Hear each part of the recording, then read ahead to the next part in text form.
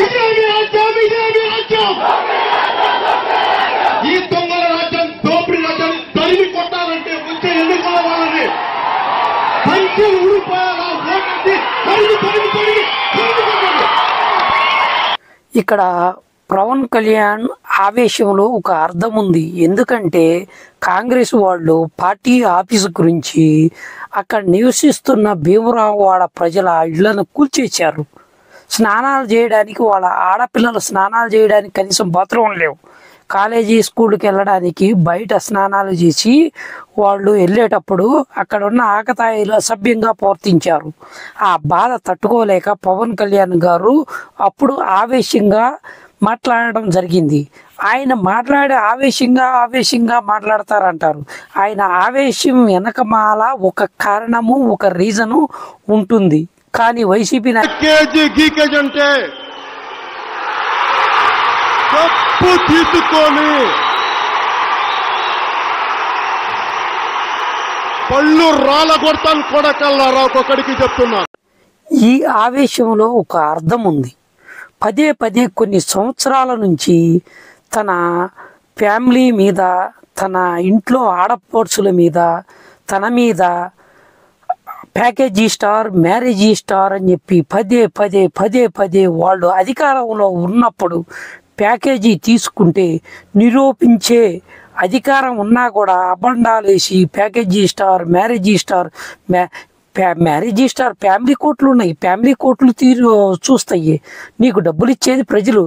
ప్రజలు డబ్బులు ఇస్తే ప్రజలకు నువ్వు న్యాయం చేయాలి. పవన్ కళ్యాణ్ భార్యల గురించి కాదు మాట్లాడేది. ప్రజలు డబ్బులు ఇస్తున్నారు, ప్రజలు పరిపాలించమని మిమ్మల్ని ఎన్నుకున్నారు. నీకన్నా పెద్ద మొగోడిని అప్పుడు నేను. 2 జాగ్రత్త, మక్కిలు ఇరిగిపోతా. ఈ ఆవేశంలో, ఈ చెప్పు చూయించడంలో ఈయన బలుపు ఉంది. ఎందుకు? వీళ్ళింట్లో ఆడవాళ్ళని ఏమన్నా అన్నారా?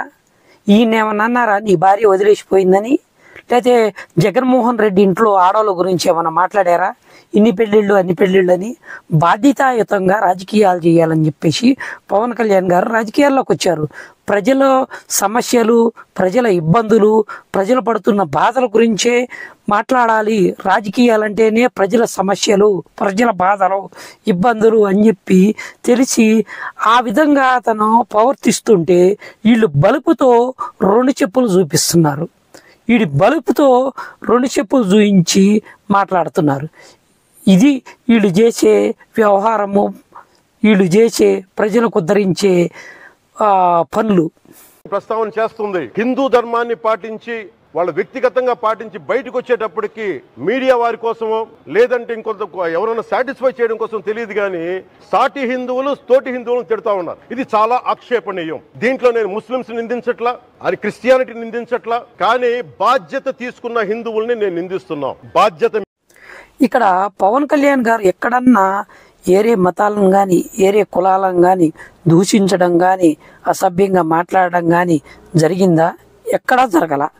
ఇంకో వేరే మతాల ప్రస్తావనే రాలేదు. ఇక్కడ హిందువుల గురించి, హిందూ సమాజంలో, సనాతన ధర్మంలో కలుగుతున్న ఇబ్బందుల గురించి మాత్రమే మాట్లాడాడు. మరి పేరు నాని సంబంధం లేని విషయాల్లో వచ్చేసి ఏరే మత సభలో పోయినప్పుడు నువ్వెలా ప్రవర్తించావు, వేరే మత చర్చిలో పోయినప్పుడు నువ్వెలా ప్రవర్తించావు అని చెప్పి మాట్లాడదు. సంబంధం ఉందా అసలు? పట్టుకుని హలాల్ చేశారా మాంసాన్ని? హలాల్ చేయకపోతే మనం తినకూడదని చెప్పని సోఫా మీద కూర్చోకూడదు, రంజాన్ మాసంలో కింద కూర్చోవాలి, మంది ఇది పెద్ద మాంసమేనా అని చెప్పి గబగబా అడిగి తిన్నారు ఆయనేనా? పెద్ద మొక్కలు అని చెప్పని అడిగి తిన్నారు ఆయనేనా ఈ పవన్ కళ్యాణ్ గారు? జనం మర్చిపోరు ఏది కూడా. పవన్ కళ్యాణ్ గారు మీరు బ్యాప్టిజం తీసుకున్నానని చెప్పి మీరు చెప్పింది ఎవరు మర్చిపోరు. నాకు మతం లేదు, కులం లేదని చెప్పినా మీరు ఎవరు మర్చిపోరు.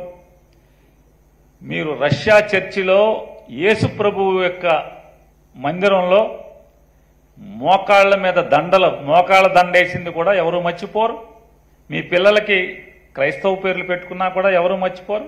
తప్పు లేదు, తప్పు అని నేను అక్కడ పవన్ కళ్యాణ్ గారు బాధతో మాట్లాడాడు. ఒక మతం మీద జరుగుతున్న అన్యాయం గురించి తను బాధను వ్యక్తపరిస్తే ఇక్కడ ఈయన వచ్చేసి ఒక బలుపుతో మాట్లాడుతున్నాడు.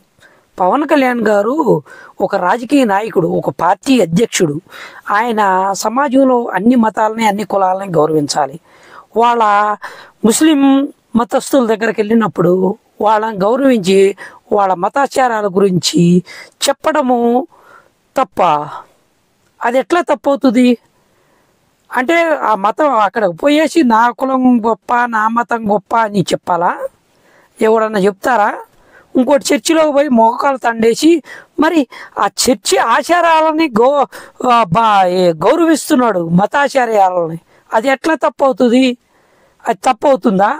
ఆయన అప్పుడు ఒక రకంగానే ఉన్నాడు, ఇప్పుడు ఒక రకంగానే ఉన్నాడు. వేరే మతాల ఆచారాలను గౌరవిస్తున్నాడు. 1,00,000 పుస్తకాలు దాపటిగా 1,00,000 ఒక్కో పుస్తకం ఇండియన్ మోటార్ వెహికల్ అనే యాక్ట్ పుస్తకం చదివితే ఆ పుస్తకంలో ఉంటుంది. ఆయన అందరికీ శుద్ధులు చెబుతూ ఉంటాడు, అందరికి నీతులు చెబుతూ ఉంటాడు కదా.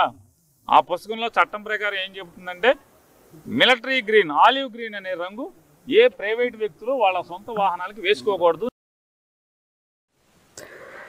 ఎక్కిరింపుగా పవన్ కళ్యాణ్ని 1,00,000 పుస్తకాలు చదివాడు, ఇంకో పుస్తకం చదవలేదు అన్నాడు. ఏమైంది తర్వాత? వారాయి వచ్చింది, ఆయన ఉండే నియోజకవర్గంలో కూడా తిరిగింది.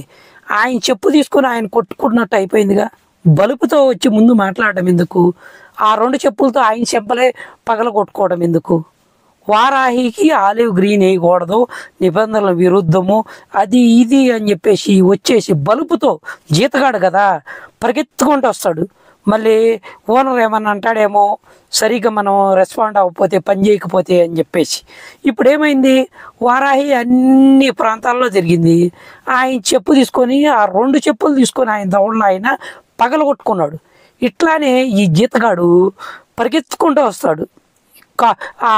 వీళ్ళ ఓనరు ఎల్లు ఉసుకో అంటే ఇసుకో అంటా వస్తాడు. ఈయన వచ్చేసి కుక్క లెక్క మురుగుతాడు.